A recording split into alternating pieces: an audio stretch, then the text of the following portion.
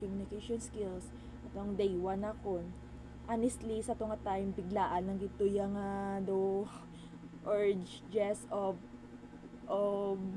passion or something like urges to to change or to improve the things that I'm afraid about sa tunga time sa tong day 1 nga pinakauna-una ko gid nga pag video hindi gid ko to ready. I'm very unsure sa kung ano akong dapat himuon kag hindi gid ko fully prepared kag wala ko gyud planuhan but subong lang tawa ko wala.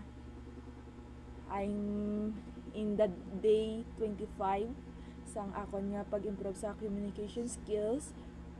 Kung ikumpara ko ina sadto ay malayo na ko na muna ang result or magiging future progress mo kung nag-aumpisa ikaw.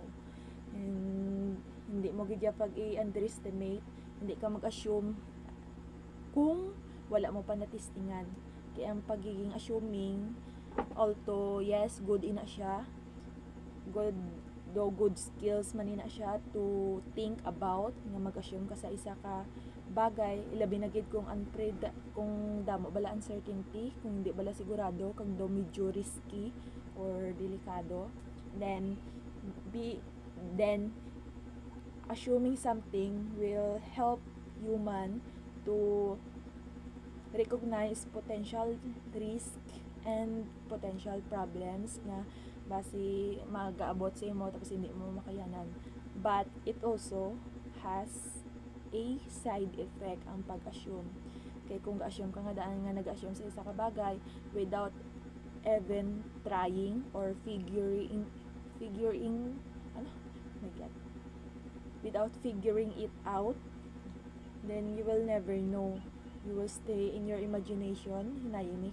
You will stay in your delusional or muna bala ng mga tinaga. Ang akong ginhambal nga just start lumopos lang sa hambal. But if you are in the position or in the situation na gid nga ma-start ka na namo ka gid may mabatyagan wala mo nang kakulba nga basi what if hindi na siya mag-work, what if ma-fail ako, what if hindi ko kaya, da mga muna bala nga word but oo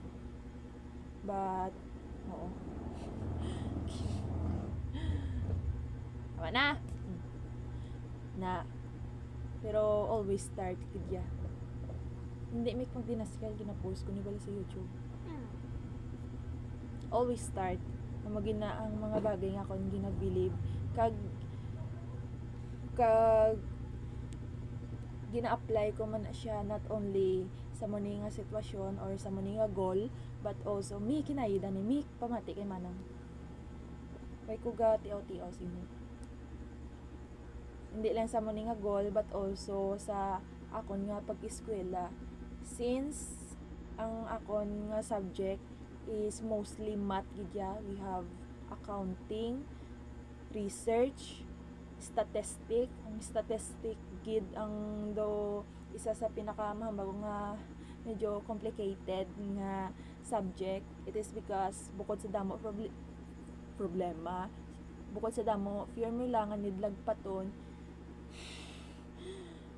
gid siya why man ko foundation bala or something like basic knowledge about gid sa statistic. That's why it's been difficult for me man to learn, but thankfully since I'm eager to start wala ako ga assume danay kag buligan ko man ako kaugalingon nga i-figure out kung paano ina, then nag-result ina siya for me to learn, to slowly learn.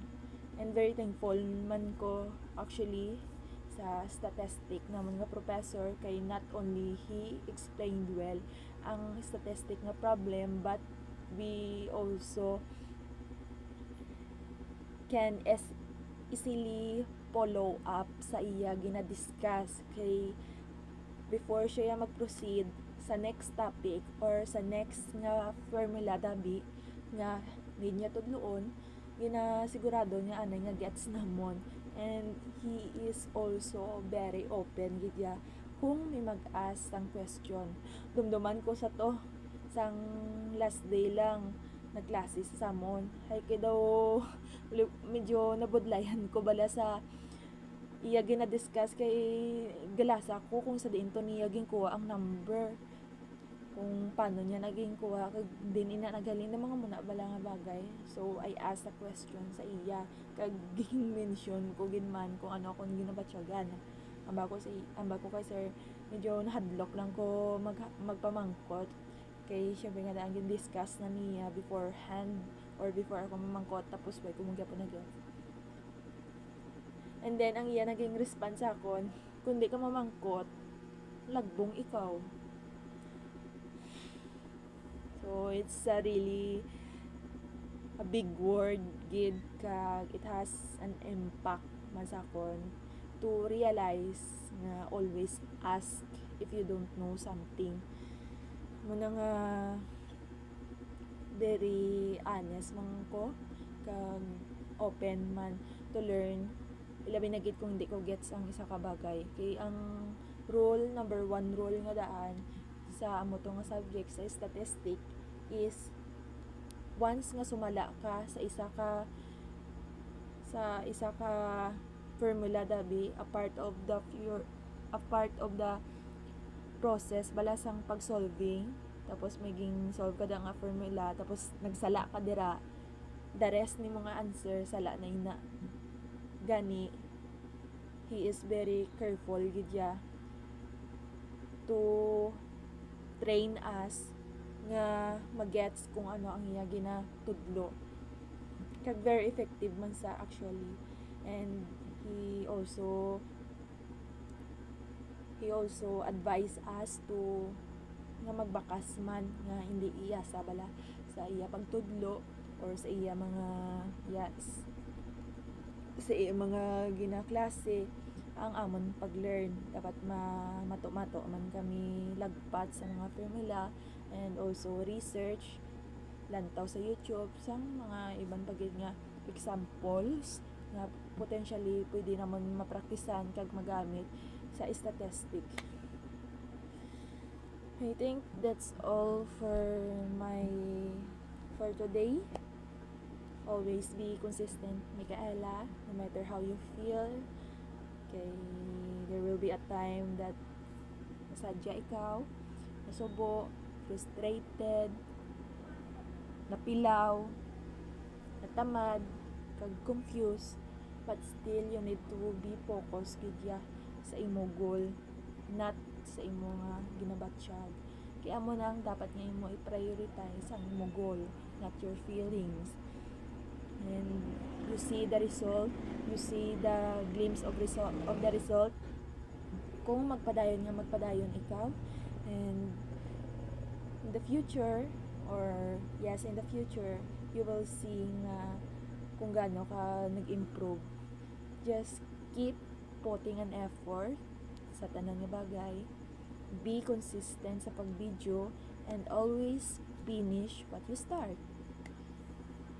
Ang word bala nga always finish what you start, nabasahan ko lang na actually sa Instagram Reels kag throughout sa mga naging past videos ko. Do amo gina ang pinaka ulihi ko nga linyahan before ko mag-end. Kay gusto ko gid i-remind ako self na tapusa kung ano yung mag-impisahan, hindi ka mag-back out. Always keep your word, do not betray yourself.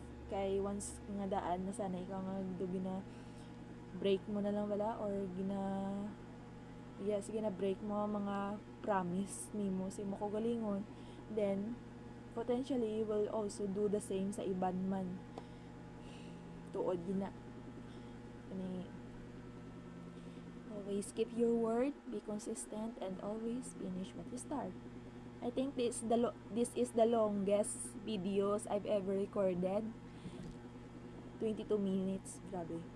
But I'm proud of myself nga I've been able to talk more and more comfortably kag damo gid ko to nga gusto i-share, but since I want to also limit that time duration that I need to consume, since may limit, since limitado lang nga daan ng sa YouTube gani, let's stop, mas stop ta di anay. That's all for today's, and see you again in the next day.